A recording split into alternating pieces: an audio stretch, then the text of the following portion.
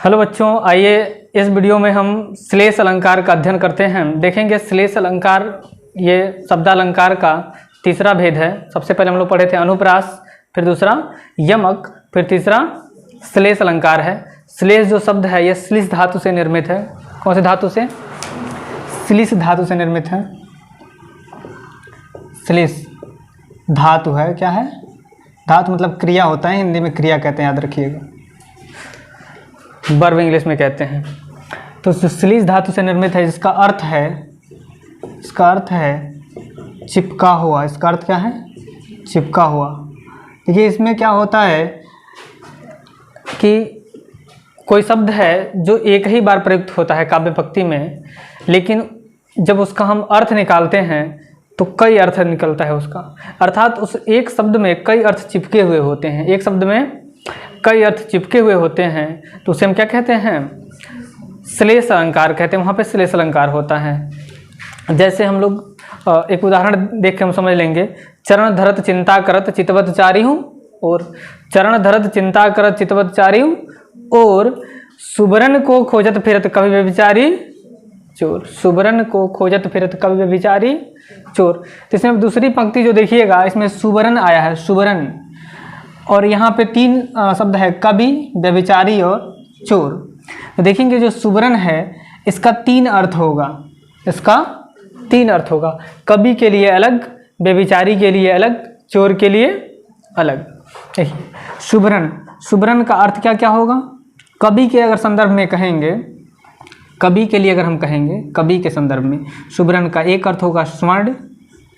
देखिए ध्यान, पहले स्वर्ण नहीं, क्या होगा? सुंदर वर्ण, सुंदर वर्ण, वर्ण मतलब अक्षर। किसके लिए? कवि के लिए। कवि के लिए ऐसे लिख देते हैं, कवि के लिए। और व्यभिचारी जो होता है, हाँ, इधर उधर घूमने वाला, व्यभिचार करने वाला, देखिए उसको बोलते हैं सुंदर वर्ण, माने सुंदर रंग। क्या होता है? सुंदर रंग, गोरा रंग। कैसा रंग? गोरा रंग। तो गोरे रंग के फिराक में कौन रहता है? सुंदर रंग की फिराक में व्यभिचारी जो लोग होता है, वो काम है। और चोर के लिए कहा गया है सुवर्ण मतलब स्वर्ण। सुवर्ण मतलब स्वर्ण यानी सोना, यानी सोना मतलब धन से, मतलब समझिए किससे मतलब है? धन से। किसके लिए कहा गया है? चोर के लिए कहा गया है। तो देखिए कवि, व्यभिचारी, चोर, तीनों के लिए जो है कि यहाँ पे सुबरण का अर्थ क्या हो जा रहा है? अलग अलग तीन अर्थ हो जा रहे हैं सुबरण का। तो तीन अर्थ हो जाने से क्या हो जाएगा? यहाँ पे श्लेष अलंकार हो जाएगा। यानी कि सुबरण में तीन अर्थ चिपका हुआ है, इसलिए यहाँ पे श्लेष अलंकार होगा। ठीक है, एक और उदाहरण हम लोग देखेंगे इसके बाद से। मंगन को देख पट देत बार बार है। मंगन को देख पट देत बार बार है। देखिएगा इसमें जो पट है शब्द दो बार आया हुआ है। मंगन को देख पट देत बार बार है।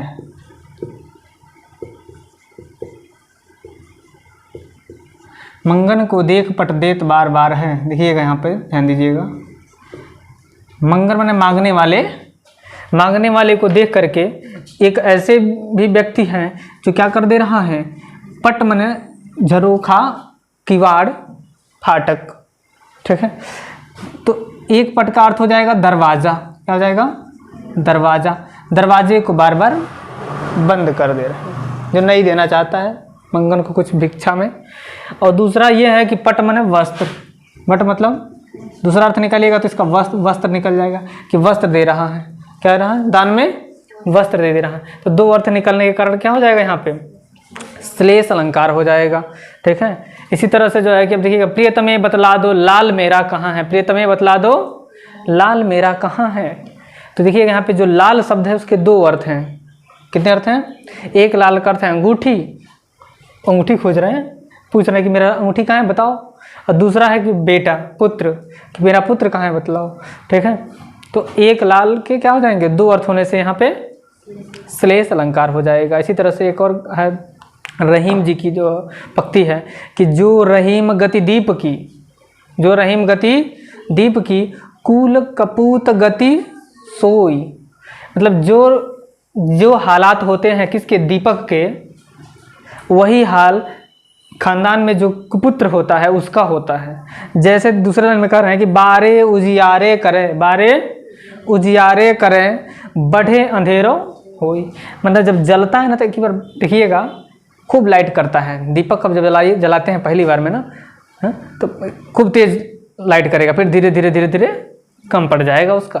उसी तरह से जो है कि कुपुत्र का हाल होता है। जन्मते तो खूब होता है, ढिढोरा पीटा जाता है, ठीक है ना, खूब मतलब उसका हल्ला हो जाता है चारों तरफ। लेकिन जब बड़ा होता है ना, धीरे धीरे उसका जो प्रभाव होता है वो क्षीण होता जाता है। क्या होता है, प्रभाव क्षीण होता जाता है। तो यहाँ पे दो अर्थ है किसका, बारे का।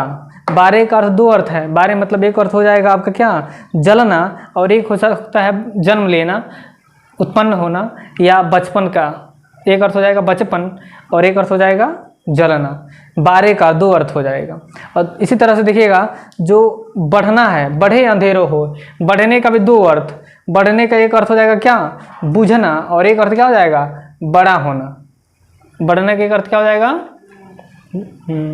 तो एक अर्थ हो जाएगा बुझना, दीपक के लिए बुझना हो जाएगा, और बचपन के लिए बड़ा होना।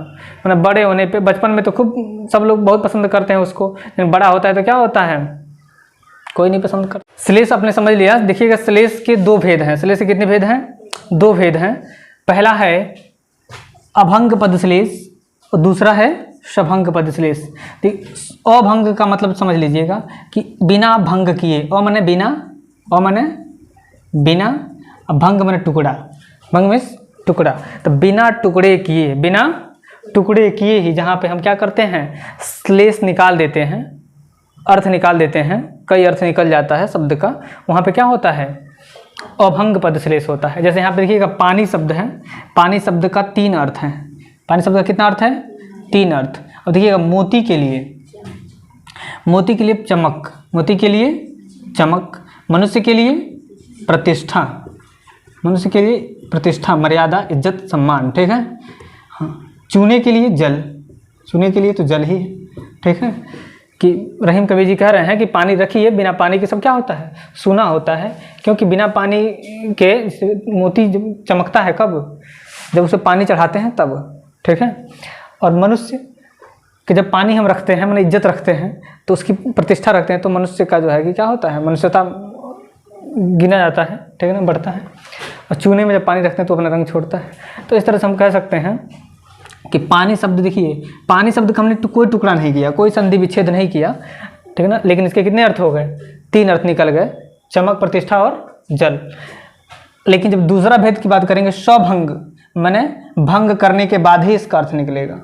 सभंग माने भंग करने के बाद, जब भंग करेंगे शब्दों का, यानी कि जब उसका संधि विच्छेद करेंगे तभी उसका अर्थ निकले। जैसे त्रिगुण है, क्या है, माया महाठगनी हम जानी, माया क्या है, महाठगनी है, हम जानते हैं, ठीक है।